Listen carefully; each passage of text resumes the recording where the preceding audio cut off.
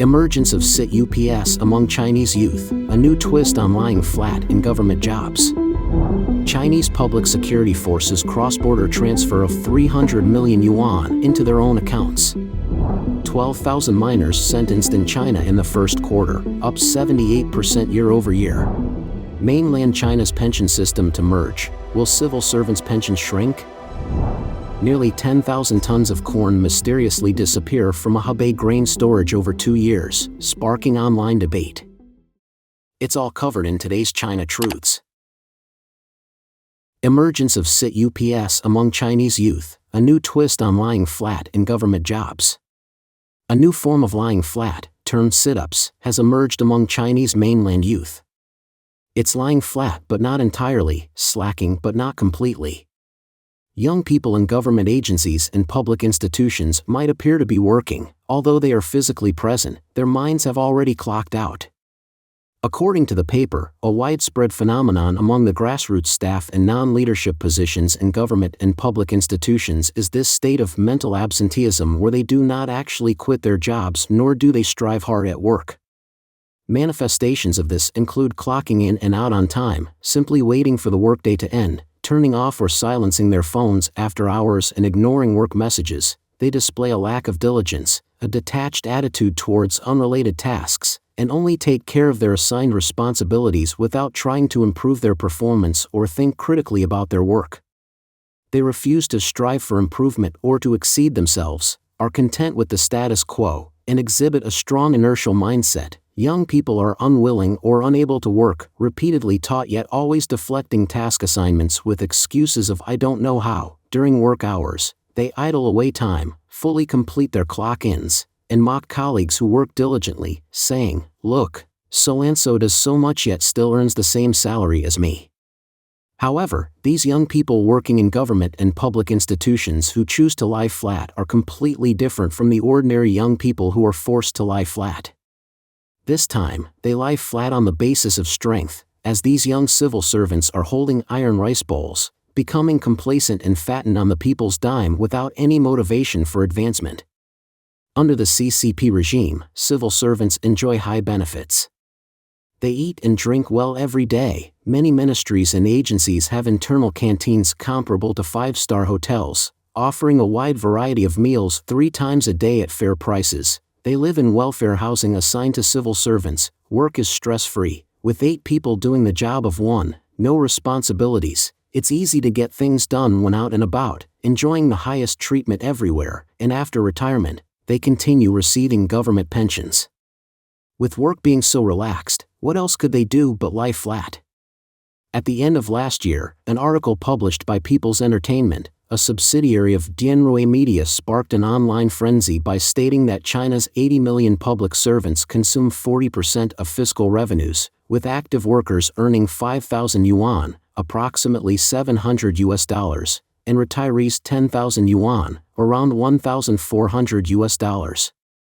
The heavy burden of support imposed on the common people became a hot topic. A Xiu user named Pigeon Legend posted questioning why, with 80 million people funded by fiscal revenues accounting for 40% of tax revenue, the government does not streamline its staff. Why does the government need so many people? He called for downsizing government departments, increasing the efficiency of government workers, eliminating redundancy, and reducing the tax burden on citizens. Other users expressed their agreement. The position of civil servant has always been highly coveted in China. Last month, 25 provinces held the provincial civil service exam, with about 4.5 million candidates competing for the final interview spots for 150,000 positions.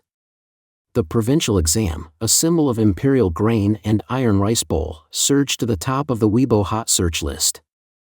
However, against the backdrop of a declining economy on the mainland, some regional public servants have begun to see salary cuts and have come out to demand wages, questioning how long the good days for civil servants can last. But some netizens believe that even with a pay cut, civil servants are still better off than the common people. Chinese public security forces cross-border transfer of 300 million yuan into their own accounts. It is reported that the leading domestic voice chat and dating platform Ban, with over 100 million users, recently faced a court trial in Foshan, Guangdong for the blind box gambling case.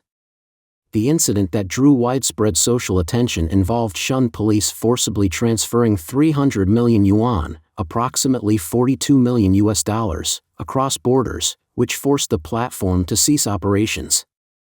According to mainland media reports, on April 17, 2023, Ban was targeted by the Shun District Public Security Bureau of Foshan, Guangdong Province, under the suspicion of operating a gambling house. The enforcement extended cross-province to the Changxiang Ban Company in Wuhan Donglun New Technology Development Zone, detaining 25 of the company's managers and employees. After more than a year of investigation and indictment, the Shun Procuratorate brought the case to the Shun District Court. The first trial at the court began in early April 2024. Court documents revealed that during the investigation phase, Shun Public Security, after seizing the company's corporate seal, Bank U-Shield, financial documents, and main servers, gathered the company's financial personnel, who were detained in detention centers in Nanhai and Shanshui districts. They were ordered to transfer all funds, totaling over 300 million yuan, approximately $42 million, from the Changxiang Ban Company and its affiliated companies' bank accounts to the account of the Shun Public Security Bureau, including about 20 million yuan, around $2.8 million, of personal funds from company shareholders. Reports indicate that the seized funds included accounts from Changxiangban's parent company, all its subsidiaries, and some partner companies, most of which were unrelated to the criminal investigation by Shun Public Security. Employees of Changxiangban stated, even the bank's large fixed deposits were forcibly redeemed and transferred directly to the Shun Public Security account, resulting in a loss of nearly 3 million yuan, around $420,000, in interest alone. This directly led to the once industry-leading company having to declare cessation of operations. Defense attorneys argued that the actions of Shun Public Security were completely illegal. According to the Chinese criminal procedure law and other legal regulations, financial assets in the accounts of the accused individuals and companies can only be legally frozen, and it is strictly prohibited to transfer, remit, or otherwise covertly confiscate them. The attorneys pointed out that transferring funds amounted to executing the case before its adjudication. Public records show that Changxiangban, Wuhan Technology Company, Limited, primarily engaged in Internet information services, employs over 1,600 people and is a leading enterprise in China's domestic voice broadcasting industry, with operations in several foreign countries. Its main product, the Ban app, is a mobile software for voice broadcasting with 36 million registered users and over 240,000 broadcasters. On X platform, someone remarked, out-of-town police, to have jurisdiction, often send undercover agents or engage in entrapment. A few years ago, police from the northeast went to Hangzhou to arrest businesspeople, and Hangzhou police mobilized to protect the businesses. The scene was truly shocking. And even local city party secretaries and provincial committee secretaries had to protect the businesses, while the political and legal committee secretary aimed to take them down. The former focused on development, the latter on making money and achieving merits through case handling. Others said, if there's no money, they rob, showing the true nature of the communists, an eye-opener. This is no different from robbery. The only difference is the identity, acting as robbers under the guise of law enforcers. Robbers can't do anything about it. The controversy over covert confiscation and the long-range fishing style of cross-border law enforcement by Shun Public Security has also baffled the public. In fact, no Shun personnel were involved in the case until people were arrested in May 2023, when the investigating authority discovered Shun residents involved. Thus, during the trial, the defense repeatedly argued that Shun did not have the right to handle the case off-site. Recently, there have been rumors that the Chinese public security system has cut salaries by 20%. 12,000 miners sentenced in China in the first quarter, up 78% year-over-year. The crime rate among Chinese miners is alarmingly high.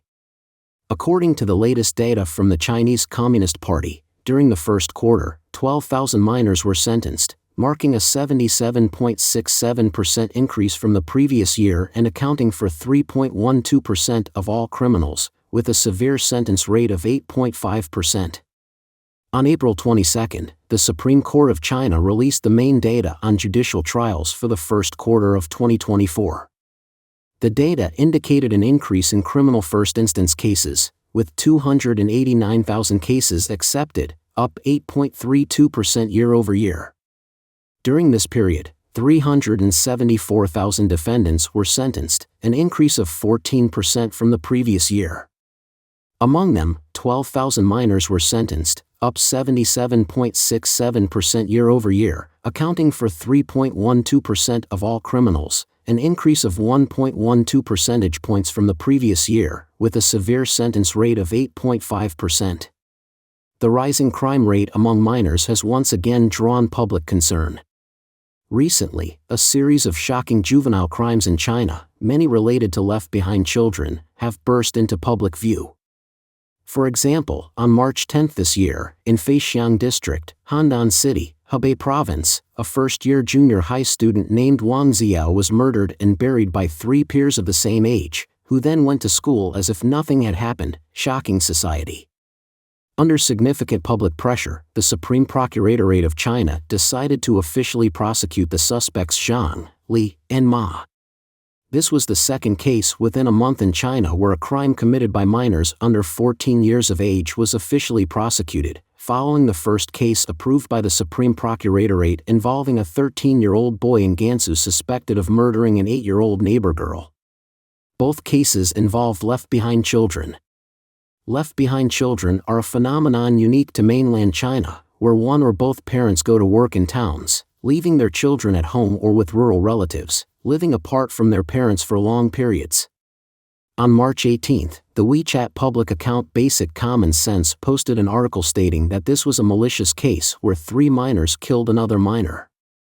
Should the young offenders be severely punished or rehabilitated? What is often unintentionally overlooked is the shocking social issue behind it. This is a bloody tragedy of 3 left-behind children killing another, reflecting the grim lives of 10.86 million left-behind children in China. For the majority of left-behind children, separated from their parents and raised by elderly relatives, the focus is merely on providing food and warmth. Some elderly caregivers, themselves unwell, may not even manage to provide for the basic needs of the left-behind children, let alone assist with homework or provide psychological support and comfort when children face setbacks and confusion. Proper value guidance and role modeling for these children are virtually non-existent.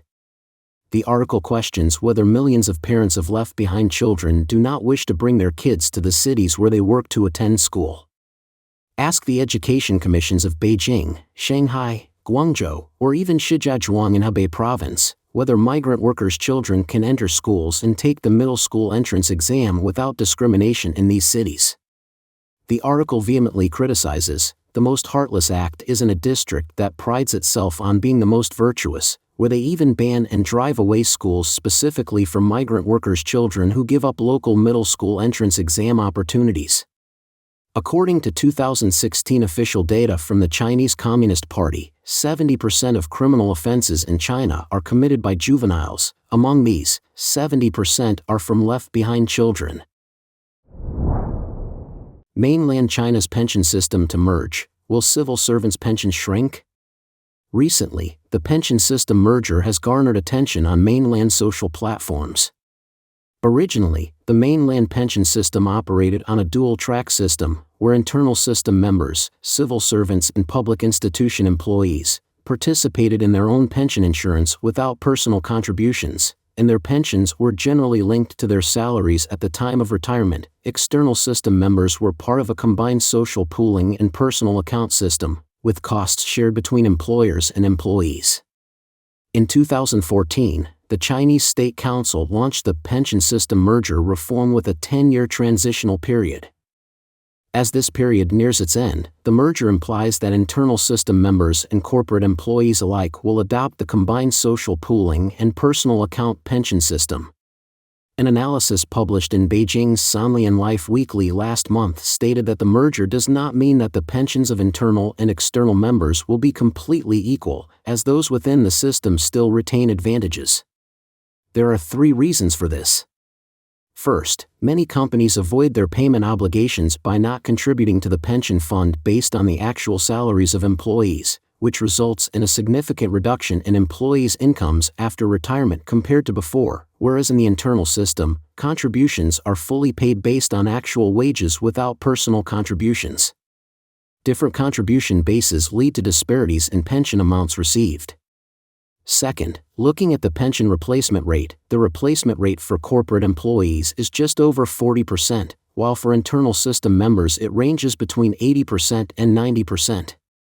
For example, if a salary is 10,000 yuan, about $1,400, corporate employees may receive a pension of just over 4,000 yuan, about $560, after retirement, whereas internal system members can receive between 8,000 and 9,000 yuan, about $1,100 to $1,300.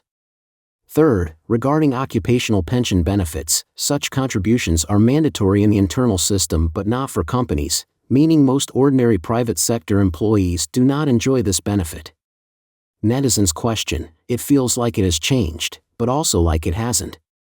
CCP high officials receive special retirement benefits.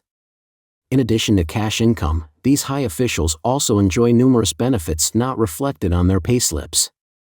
Military Intelligence Observation disclosed in 2015 the retirement benefits for CCP high officials, such as deputy provincial and deputy ministerial level officials. They receive comprehensive retirement benefits, including full-time drivers and security, as well as part-time medical staff for those over 80 or in poor health. They are entitled to 4 two-week domestic travel and recuperation trips annually, with family. Transportation for these trips includes 2 first or business class plane tickets, 2 train soft sleeper berths, and local travel with 2 sedans or a van and a sedan. They stay in 4 or 5-star hotels and deluxe suites, with a daily meal allowance of 300 yuan, around $42, for the official and family, and 200 yuan, around $24, for staff, all reimbursable. Aside from benefits, the average annual benefits and allowances for a full provincial or ministerial level official, excluding pension and grade-related expenses, amount to over 1.12 million yuan, around $160,000. For deputy provincial or ministerial level officials, this figure is nearly 940,000 yuan, around $130,000. Nearly 10,000 tons of corn mysteriously disappear from a Hebei grain storage over 2 years, sparking online debate. On April 22, the topic labeled "Nearly 10,000 tons of corn mysteriously disappear from a Hebei grain storage over 2 years" caught the attention of the internet. Qinhuangdao police in Hebei received a report that nearly 10,000 tons of corn had vanished from a grain storage between 2020 and 2022. The investigation revealed collusion between grain merchants and the storage facility's on-site staff. They manipulated records during grain truck arrivals, logging multiple entries for single deliveries and falsifying storage records. Later, whenever they needed money, they would sell some of the grain, illicitly removing it from storage to siphon off substantial funds. The grain merchant profited over 25 million yuan, approximately $3.5 million, from selling the grain, while the on-site staff received a 50,000 yuan, about $7,000, bribe, and others involved received monthly salaries ranging from several thousand to 10,000 yuan. Currently, several suspects are under investigation for contract fraud and theft, and have been referred to the prosecution for indictment. This incident has sparked widespread online discussion. Weibo influencer Dr. Yuan commented, "It's no surprise to see insiders stealing. The depths of corruption in grain storage are profound, often mysteriously catching fire just before inspections." Financial blogger and Weibo influencer Wen Lixiong noted, "The art of insider theft has been perfected, and it took so long to uncover, showing just how massive the management loopholes are." director of Beijing Chunlin law firm and Weibo celebrity legal officer lawyer Pang Jiolin commented, "It's unbelievable that 10,000 tons of corn were stolen. That amount of corn would take many farmers to produce, and a truck carrying 10 tons each would need 1,000 trips to transport it all. The fact that the leadership never noticed is appalling." With a case value of 25 million yuan, about $3.5 million, the thieves should face life imprisonment, and the leaders should be held accountable for negligence causing significant losses to state assets. A nationwide inspection of grain storages is warranted. There might be more cases like this. Don't forget to leave a comment in the section below to share your opinions on today's topic with us. Make sure to like and subscribe to see more interesting topics from China Truths.